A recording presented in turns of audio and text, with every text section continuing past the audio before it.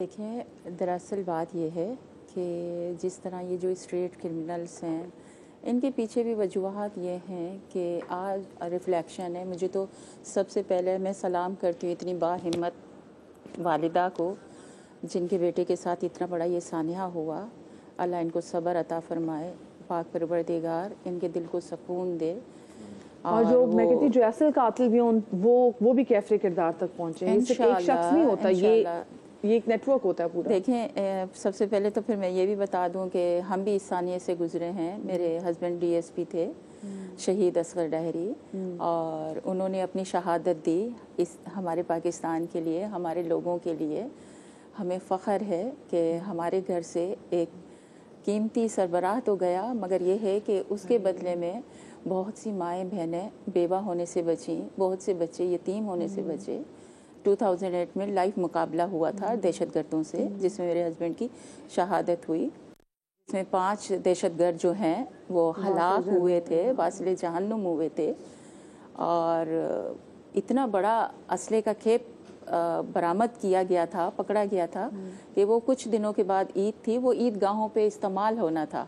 तो आप मुझे बताएं कि उससे कितना बड़ा नुकसान होता, कितना बड़ा। हाँ। तो इस बात पे मैं अल्लाह का शुक्र अदा करती हूँ कि मैं एक बेवा होने से, बहुत सी हमारी बेटियां माएँ बेवा होने से बच गई, और बहुत सारे बच्चे यतीम होने से बच गए।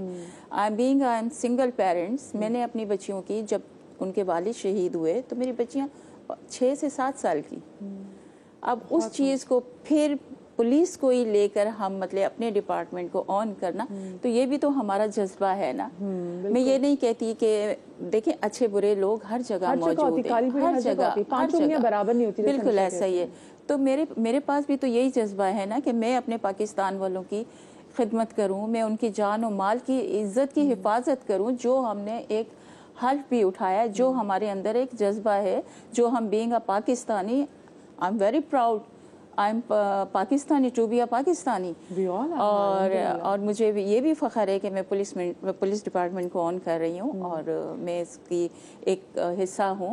और जहाँ तक जिसका मकसद है कि जहाँ तक मेरा ताल्लुक़ है, तो अहमद भाई हैं और हमारे जितने भी मीडिया पर्सन हैं, उन्हें पता है कि मैंने अपने जितना भी है, जिस तरह मैंने वेमेन चाइल्ड प्रोटेक्शन को भी मैंने देखा है 2-3 साल से, और SHOs की सीट पे भी रही हूँ, FIA में भी मैं काम करके आई हूँ। लेकिन तो जिस तरह स्ट्रीट क्रिमिनल्स हैं, मैं उसी तरफ आ रही हूँ। स्ट्रीट क्रिमिनल्स पे कंप्लीटली हमने काबू नहीं पाया है, मगर इसके रीजन ये है। % काबू पाया, मैं ये भी जानना चाहूंगी। देखें, बिल्कुल देखें, इतना तो पहले वो कहते जी कि जी ये डिफेंस में तो नहीं होता डिफेंस, अब तो मैं देखती हूँ वहाँ पे भी होता है, बल्कि सबसे ज्यादा वहाँ से हो रहा होता है।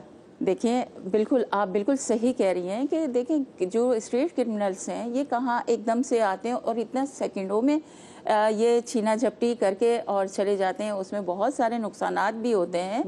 अगर ये डाकू पकड़े जाते हैं, अगर ये अवाम के हत्थे लग जाएं, तो आपको वो चीज़ें भी आपके सामने हैं। और इसी दौरान आप देखें कि हमारे पुलिस के इतने इनके साथ मुकाबले होते हैं, जिसमें हमारे पुलिस वालों की शहादत भी होती है। बिल्कुल आप सही बात कर रही हैं, और ये शहीद ही जो है हमारे सर का ताज, हमारा फ़ख्र है। लेकिन मैं ये जानना चाह रही हूँ कि ऐसा क्या हो कि ये शहीद ना हो। वो जिसने इतने अरमानों से ब्याह के लेकर आया था, वो सबसे छोटा था, माँ ने इसको हाफिज़ कुरान बनाया, और घर की दहलीज पे उसको माँ के सामने कोई गोली से छलनी करके चला गया, और वो बेबस है, वो कुछ नहीं कर सके। 1 साल हो गया बाद में जी कि उसने भी खुदकुशी कर ली। हम कैसे बचा सकते हैं लोगों को? मैं तो ये जानना चाह रही हूँ। मैं खुद एक माँ हूँ, तो मुझे डर है कि ऐसी कोई चीज़ ना हो। खैर, मुझे ब्रेक लेनी, छोटी सी ब्रेक के बाद मैं आपकी उमर से मुलाकात भी कराऊंगी, लेकिन छोटी सी ब्रेक के बाद।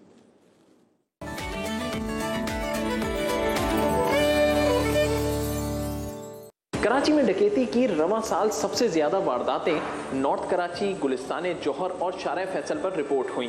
जनवरी से 10 अक्टूबर तक 1577 अफराद अपनी गाड़ियों से महरूम हो चुके हैं। गुज़िश्ता साल इसी दौरानिये में ये तादाद 1620 थी। रवां साल 40,531 शहरी अपनी मोटरसाइकिलों से हाथ धो बैठे। साल 2022 में इसी अरसे में ये तादाद 40,382 थी। साल 2023 में 10 अक्टूबर तक 21,434 शहरी अपने मोबाइल फोन से महरूम हुए, जबकि गुज़िश्ता साल इसी दौरानिये में ये तादाद 20,569 थी। शहर में डकैती के बढ़ते हुए वाकयात ने शहरियों को खौफजदा कर रखा है। अरे मत पूछिए, यहाँ की गवर्नमेंट और ये लोग कुछ भी नहीं कर रहे हैं।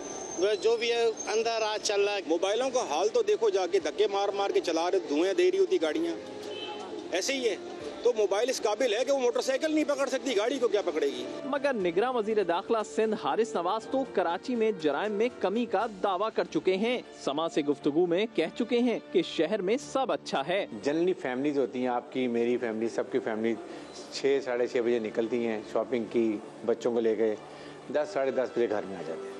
ये टाइम हमने सेव करना है, उसके लिए हम कोशिश कर रहे हैं कि इस टाइम पे हमारे SHO मोबाइल टीम के हॉटस्पॉट जगह हैं, एक जगह हो 2 घंटे बाद किसी और शिफ्ट करे, हर जगह प्रेजेंस नजर आए। रवां साल अब तक पुलिस सिर्फ 439 गाड़ियां, 2125 मोटरसाइकिलें और 415 मोबाइल फोन ही बरामद कर सकी है। वारदातों के तनासुब से अगर जायजा लें तो गाड़ियां 30%, मोटरसाइकिलें 5% और मोबाइल फोन सिर्फ 2% ही बरामद हुए हैं।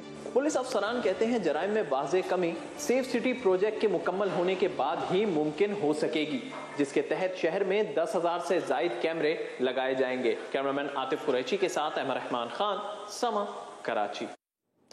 अभी आपने अहमर की रिपोर्ट भी देखी, अहमर हमारे साथ यहाँ पर मौजूद भी हैं, और स्ट्रीट क्राइम्स की वारदातें कितनी बढ़ती चली जा रही हैं, उसकी रोकथाम के लिए तो हम कोई ऐसी कहते हैं ना कि मरबूत हिकमत अमली के साथ नहीं आ सके। बट हाँ, एक चीज़ जो मैं हमेशा कहती आई हूँ वो ये कि मज़ाहमत मत करें। इतना मतलब जो आपसे गन पॉइंट पे आपका मोबाइल, आपके पैसे छीन के भी जा रहा है ना, उसको भी बाद में वो पता नहीं क्या है कि उसको हया नहीं है, वो देख रहा है कि अगला बंदा हाथ जोड़ है, छोटे बच्चे साथ हैं, वो गोली मार के चला जाता है। वो इतना निडर और इतना बेखौफ, मैं आई डोंट हैव वर्ड्स, मुझे लगता है मेरे पास मुनासिब अल्फाज हैं जो मैं टेलीविज़न स्क्रीन के लिए इस्तेमाल कर सकूं कि क्या उनकी हालत होती है। एक हमारे साथ और केस है उमैर, और उमैर के साथ भी है कि उमैर ने मज़ाहमत की। शुक्र अल्लाह ने उमैर को ज़िंदगी तो दी, लेकिन अब वो जो अल्लाह इनको सेहत दे और अपने पाँव पे खुद खड़े हो सके, लेकिन उमैर अब व्हील चेयर पर आ गए हैं। उमैर भी मेरे साथ मौजूद है, मैं उमैर से बात भी करूँगी। अस्सलाम वालेकुम उमैर। वालेकुम अस्सलाम मैम। जी उमैर, मुझे बताइएगा आपके साथ ये वाक़या कब पेश आया था और हुआ क्या था? एक्चुअली मैम 16 सितंबर की बात है, रात 9:30 बजे मैं काम कर रहा था। मैं फ्रीलांसर हूँ ऐसा, तो मैं काम फ्री होके मैं दोस्तों के पास जा रहा था। तो मैं नीपा तक पहुँचा हूँ तो मुझे सडनली पीछे से आवाज़ आती है, मैं समझे शायद कोई अननोन बंदा एड्रेस वगैरह पूछ रहा होगा। मैंने बाइक स्लो करी और जस्ट मैं हेल्प करने के लिए मैंने पीछे पलट के देखा तो मुझे 2 बंदे दिखे। उन्होंने फ़ौरन मेरे करीब आया, मेरी बाइक पे एक लात मारी और मैं नीचे गिर गया पुल के ऊपर ना। तो मैं जैसे ही गिरा हूँ मैंने डर गया। मैंने कहा ये क्या तरीका है। मैंने उनसे बोला कि ये इस तरीके से क्या हो गया भाई, खैरियत है सब? तो उन्होंने मुझे बोला कि भाई मोबाइल निकालो, वॉलेट निकालो। मैं समझ गई स्नैचर्स हैं, तो मैंने बोला कि नहीं है, क्योंकि एक दफ़ा मेरे साथ पहले भी स्नैचिंग हो चुकी है, मैं पहले भी रॉब हो चुका हूँ। सेकंड केस था मेरे साथ ये। तो मैंने दफ़ा बोला कि यार ये मोबाइल मेरी वालदा का था, तो मैंने बोला कि यार नहीं मेरे पास नहीं है कुछ भी, आप जाएं, मुझे छोड़ दे जाने दें आप। तो उन्होंने मुझसे बदतमीज़ी करी, मुझे धक्का दिया, मुझे मारना शुरू किया। तो मैंने भी गुस्सा आ गया था मुझे, तो मैंने भी हाथापाई करना शुरू कर दी उनसे। तो इतनी देर में उन्होंने पिस्टल निकाल दी। पिस्टल निकाली तो उन्होंने मेरे सीने पर रख दी पिस्टल कि निकालो वरना हम गोली मार देंगे। मैंने उनकी पिस्टल लाई, मैंने कहा जाओ यार जाने दो, हम वैसे ही गरीब लोग हैं, काम वाम करते हैं, वैसे कमाते हैं हम लोग, तुम लोग भी मेहनत करो। और इस तरीके से मेरी बातचीत उनको शायद बुरा लग गया ये सब बातों का। तो उन्होंने फिर दोबारा पिस्टल निकाली, मुझे रखी, पिस्टल की निकालो मोबाइल ना। तो जैसे ही उन्होंने यहाँ पे पिस्टल रखी, मैंने पिस्टल छीनने की कोशिश करी। तो मैंने जैसे उनकी पिस्टल पकड़ी है तो उन्होंने वहीं फायर मार दिया। तो मेरे फायर मेरी रान में से होती हुई मोबाइल में गई, मोबाइल से मेरी रान में गई, वो बोन ब्रेक करती हुई मेरी एग्जिट हो गई वो बुलेट।